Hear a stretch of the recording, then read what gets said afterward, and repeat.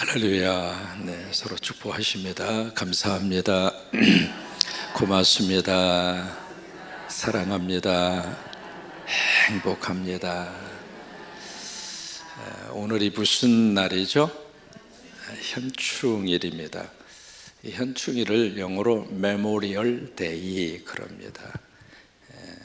무슨 날이냐면 메모리얼 데이. 데이라고 하는 것은 날이라고 하는 뜻이죠. 그 앞에 뭐가 있느냐면 메모. 여러분 이렇게 메모 하잖아요. 왜 메모를 하죠? 안 잊어버리려고. 오늘이 무슨 날이냐면 기억하는 날이다 그 뜻이에요. 예루살렘에 가시면 거기에 아주 인상적인 장소 하나가 있습니다. 뭐냐면 야드 바셈이라고 하는 곳입니다. 야드라고 하는 말은 히브리 말로 기억한다 그 뜻이거든요. 기념한다 그 뜻이고, 바라고 하는 것은 그리고라고 하는 뜻이고요. 야셴이라고 하는 것은 이름이라고 하는 뜻입니다.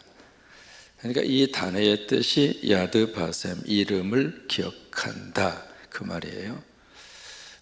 그게 무슨 장소냐면 홀로코스트, 여러분 많이 들어보셨잖아요. 2차 대전 때 사실은 전쟁 국가가 아님에도 불구하고 유대인 몇 명이 죽은 것으로 기억하죠? 거의 한 600만 명이 죽은 것으로 우리가 알고 있습니다. 정확하게 과연 몇 명이나 죽었을까 그 계산하기가 사실은 쉽지는 않습니다. 아무튼 600만 명이 죽었다 우리가 이렇게 기억을 하고 있는데, 거기에 홀로코스트 그 당시에 이 유대인들이 얼마나 많은 역사적으로 고통과 아픔과 그리고 시련 가운데 있었는가, 그것을 다 모아놓은 홀로코스트 기념관입니다. 야드바슌이라고 하는 이 장소가요. 거기에 이제 개인들이 얼마나 많은 고통 속에서 살았는가, 개인들이 소장하고 있었던 것을 거기다가 다 내서 약 한 220만 명의 증언이 거기에 다 녹음이 되어 있고요. 그리고 본인들이 제출한 증거가 바로 여기에 전시가 되어져 있습니다. 두 가지 굉장히 인상적인 것을 느낄 수 있는데, 야드바슌 딱 들어가면은요, 왼편에 뭐가 있느냐면 안경이 태산처럼 쌓여 있습니다. 그게 바로 뭐냐면 가스실로 들어가기 직전에 거기에 벗어놓은 안경입니다. 이걸 딱 보면은요, 뭘 느끼냐면 전율을 느낍니다. 이게 사람이 숫자 220만 하고요, 거기에 안경이 산더미처럼 쌓여져 있는 거하고 사람이 느끼는 감정은 달라요. 야, 이렇게 많은 사람들이 2차 대전에 홀로코스트에서 역사적인 희생을 당했구나. 그게요, 설명할 필요가 없이 머릿속에 깊이 각인이 돼요. 또 하나는 정면에 딱 걸려져 있는 사진입니다. 그 사진에 엄마가 한 아이를 업고 있습니다. 그리고 양쪽 손에 두 아이를 양쪽 손으로 잡고 어디론가 지금 가고 있는 장면을 찍은 사진입니다. 지금 어디로 가고 있느냐면, 어디로 가고 있을까요? 가스실로 들어가는 겁니다. 그 장면을 찍은 사진인데 제 마음속에 도대체 이 사진이 어떻게 여기에 걸릴 수가 있었을까? 그러잖아요. 누군가가 찍은 거잖아요. 찍었는데 그 당시에 유태인이 그 사진을 찍어서 어떻게 이것을 남겨서 이것이 보관이 돼서 바로 여기에 야드바슌 기념관에 걸릴 수가 있었을까? 물어봤습니다. 여러분 궁금하면 물어봐야 돼요. 성경도 읽으시다가 궁금하면 물어보세요. 궁금한데 여러분 식으로 해석하고 여러분 식으로 성경을 읽고 끝나면 거기서 끝나요. 자꾸 물으면서 자꾸 말씀의 영역도 넓어지고요, 말씀의 뜻도 깊어지고요, 그러면서 은혜도 자라게 돼 있는 거거든요. 그리고 아이들 보면 계속 물어요. 여기 우리 성전에 왔는가? 엄마 옆에 지금 괜찮아? 자빠져 있어도 괜찮아. 지금 듣고 있을 거야. 자꾸 제 팬입니다. 이제 만나버려서 이렇게 밥을 먹고 있으면은 뒤에서 누가 톡톡톡톡 그래요. 누군가 휴스 보면 와가지고 목사님 아는 척을 하는 거예요. 제가 그런 목사입니다. 고마워, 땡큐. 이 새벽에 나와줘서 너무 감사해. 자라면서요 계속 물어요. 엄마 저거 뭐야? 할머니 저거 뭐예요? 그러면서 이제 성장하잖아요.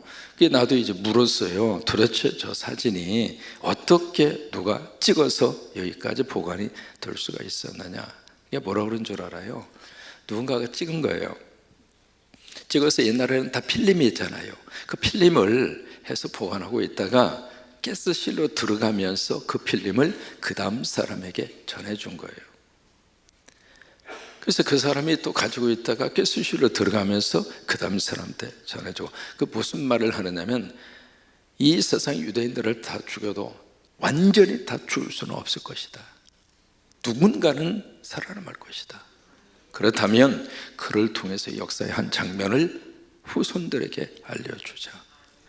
그렇게 해서 그 사진이 거기에 이렇게 걸린 거예요. 그들은 과거의 역사를 철저하게 다 모아놓고 야드바심이라고 하는 그 이름으로 그 안에 들어가시면 컴컴해요. 컴컴한데 거기에 초가 100만 개의 초가 켜져 있는 것으로 보여줍니다. 그 방이 하나 있는데 그 촛불을 100만 개를 켠 것이 아니라 초가 하나입니다. 딱 하나의 초를 거울을 통해서 100만 개를 만든 겁니다. 그래서 그 사이를 쭉 이렇게 지나가도록 되어져 있거든요. 5초에 한 번씩 사람의 이름을 불러줍니다. 그 사람들이 누군가 홀로코스트에서 죽은 사람들. 그러면서 그들은 야드바심, 우리는 이름을 기억하리라. 우리는 결코 그들의 이름을 잊어버리지 않으리라.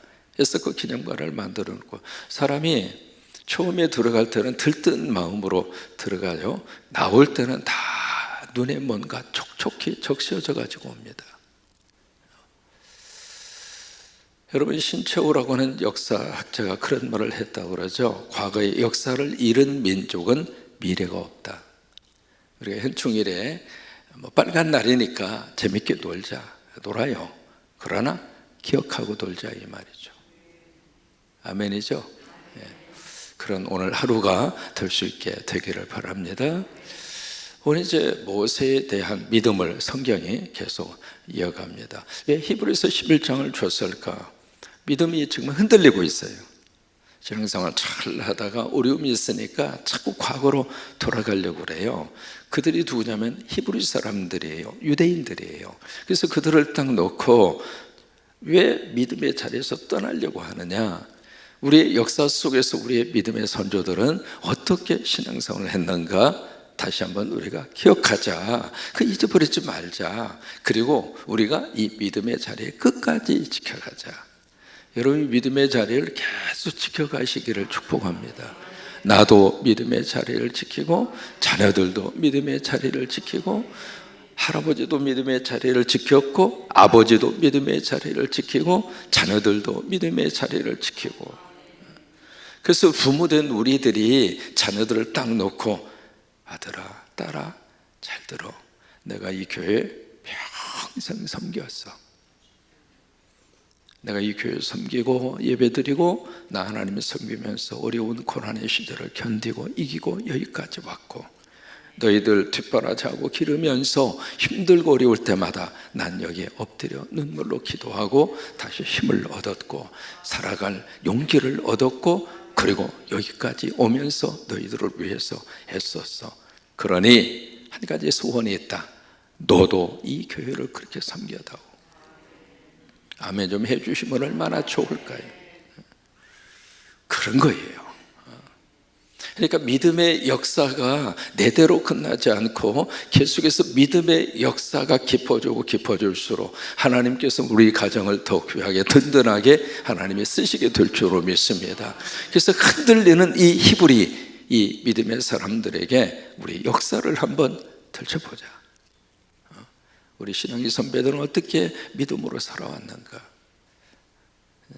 그러면서 이제 그들에게 쭉 신앙의 선조들의 이야기를 쭉 하고 있는데, 이제 믿음 하면 떠오르는 사람이 아브라함이잖아요. 근데 아브라함에 대한 기록은 딱 3절 나옵니다. 그런데 모세에 대한 기록은 7절이 나와요. 그러니까 모세를 더 이렇게 주목을 하고 있다 이 말이에요. 이 히브리서를 쓰고 있는 이분은 성령의 감동으로 모세에게 지금 집중을 하고 있는 것을 우리가 볼 수 있거든요. 그래서 모세에 대한 파트가 딱 나오면서 믿음으로 모세의 부모는, 그래서 모세를 먼저 언급한 것이 아니라 모세 부모가 먼저 나옵니다. 왜 그럴까? 부모의 신앙이 자식의 신앙으로 이어질 수밖에 없는 거예요. 그래서 모세의 부모는 모세가 태어났을 때 그래 딱 보니까 보기에 아름다운 아이라. 그래서 바로의 명령을 거역하고 3개월 동안 숨겼다. 그게 이제 모세의 부모에 대한 믿음의 행위였다라고 하는 것을 언급을 하는 거죠.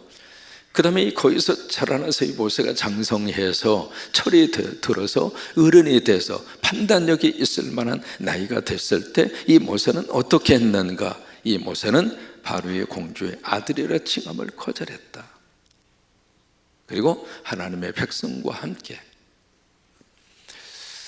이게 보통 일이 아닙니다. 현실적인 그에게 주어진 복이거든요.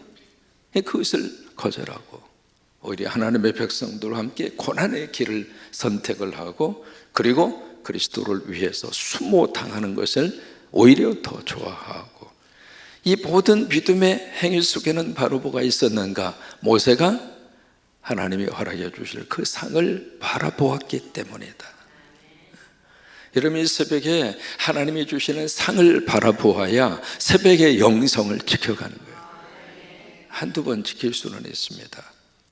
그러나 일생을 통해서 이 새벽의 영성에 내 삶의 자리에 뿌리를 두려고 하는 것은 이 새벽 기도를 통해서 하나님이 나를 도와주시고 나를 축복하시고 하루의 삶을 너무 알차게 살게 만들어 주시고, 여러분 새벽을 깨우면은요 하루의 삶을 24시간이 아니라 28시간으로 사는 거예요. 왜? 아침부터 일어나서 제가 이 새벽의 제단을 붙잡고 목회를 하면서 새벽의 제단을 통해서 가정을 하나님이 세워주시고 삶의 경제적인 자리를 세워주시고 자녀들이 아름다운 모습으로 자라나게 되고, 그런 모습들을 너무 많이 봤어요. 우리가 기도해야지, 그 모르는 사람 없어요. 언제 기도해요? 목사님 집에서 기도할 거예요. 집에서 기도해요? 우리가 이 새벽의 제단이 하나님 앞에서 무릎 꿇을 수 있는 제단이에요. 또 하나, 새벽의 제단은 내가 작정하고 마음 먹으면 쌓아갈 수 있어요. 나머지 시간은 내가 스스로가 내가 원하는 대로 이 시간을 활용하기가 쉽지가 않거든요. 그런 것처럼 이 모세도 그 모든 삶의 속에서 모세 속에 뭐가 있는가? 하나님이 허락하시는 상이 있다. 나는 하나님이 주시는 상이 내 인생의 첫째다. 그래서 거절할 것을 거절할 수가 있었고 선택할 것을 선택할 수가 있었다 이 말이에요. 오늘 성경은 뭐라고 이야기하는가? 믿음으로라고 하는 말을 통해서 그 다음에 단어가 나옵니다. 뭐가 나와요? 애굽입니다. 믿음으로 어디를 떠났어요? 애굽을 떠났습니다. 여러분, 이 애굽을 떠났다, 이게 단순하지가 않습니다. 왜 그러는가? 바로 떠나야 할 그 히브리 민족이 애굽에서 몇 년 살았는가 기억하십니까? 430년 살았습니다. 저요 이민 20년 생활 정리하고 들어오는 것도 쉽지가 않았습니다. 집사람 이민자 25년 생활 정리하고 한국으로 들어올 때도 쉽지가 않았습니다. 그런데 430년입니다. 430년의 삶의 자리를 떠난다? 이게 쉽지가 않는 거예요. 또 하나, 430년 동안 그들이 애굽에 살면서 질문 한번 해볼까요? 애굽 사람처럼 변했을까요? 아니면 아직도 히브리 사람의 정체성을 가지고 살았을까요? 그래요. 그게 정상이에요. 애굽의 문화, 애굽의 언어, 애굽의 습관, 애굽의 가치 그대로 젖어서 그들이 있어요. 그러니까 이 사람들을 지금 애굽을 떠난다? 이게 모세 혼자 떠나는 게 아닙니다. 그 민족을 이끌고 떠나야 돼요. 한두 명이 아닙니다. 장정만 60만 명, 모두 합쳐서 약 한 200만 명. 그 숫자를 지금 데리고 애굽에서 나와야 되거든요. 그러니까 여기서 애굽을 떠난다라고 하는 여기에는 두 가지의 큰 걸림돌이 있습니다. 첫째는 무슨 걸림돌이 있는가?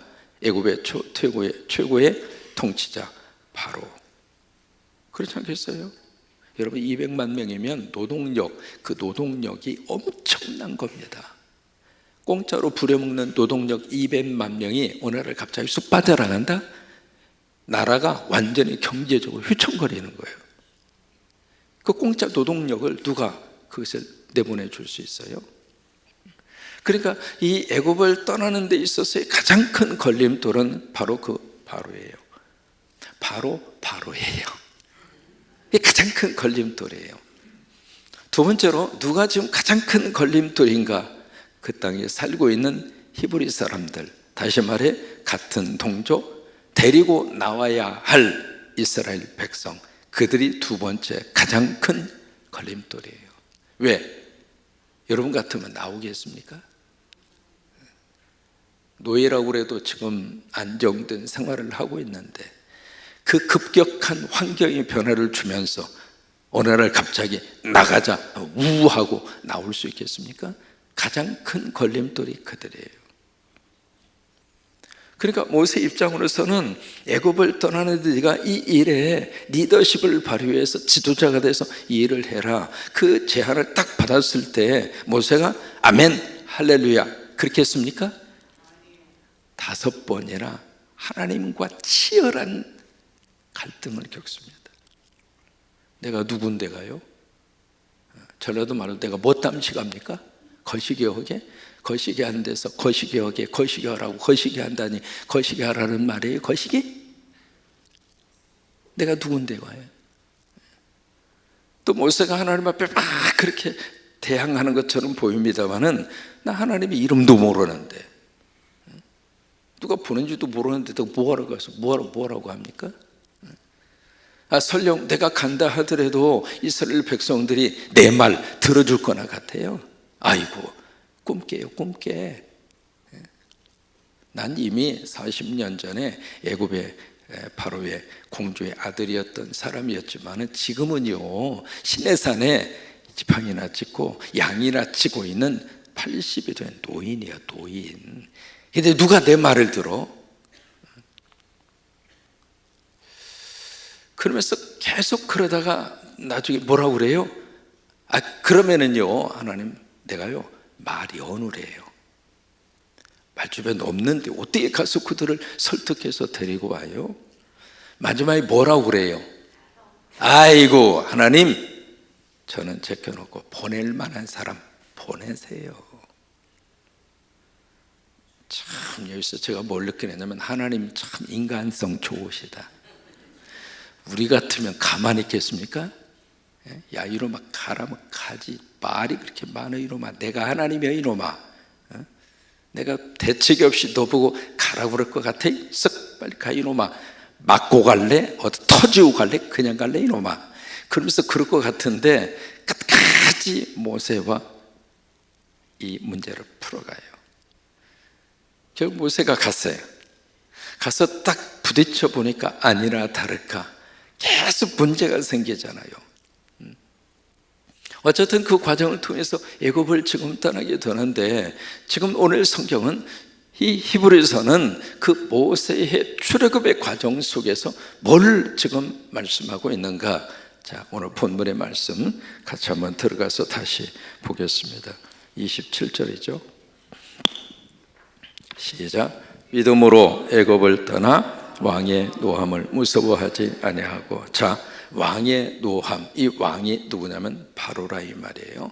애굽의 가장 최고의 통치자를 바로라고 그렇게 불렀어요. 그러니까 그 애굽의 최고의 통치자의 노함, 다시 말해 앵거, 그 분노. 여러분, 그 분노라고 하는 것은 말할 수 없을 정도로 분노가 치밀어 오르지 않겠어요? 아무튼 그 바로의 그 분노를 모세는 어떻게 했는가? 두려워하지 않았다. 나 무서워하지 않았다. 그 근거를 어디에서 그가 두려워하지 않았는가? 오늘 성경은 그렇게 말씀을 하십니다. 곧이라고 하는 단어로부터 시작을 해서 곧 시작. 곧 보이지 아니하는 자를 보는 것 같이 하여 참았으며. 여기에 모세는 뭔가를 봤습니다. 누군가를 보았습니다. 누군가를 봤는가? 보이지 않는 그분을 보았습니다. 여러분, 보이지 않는 분이 누구예요?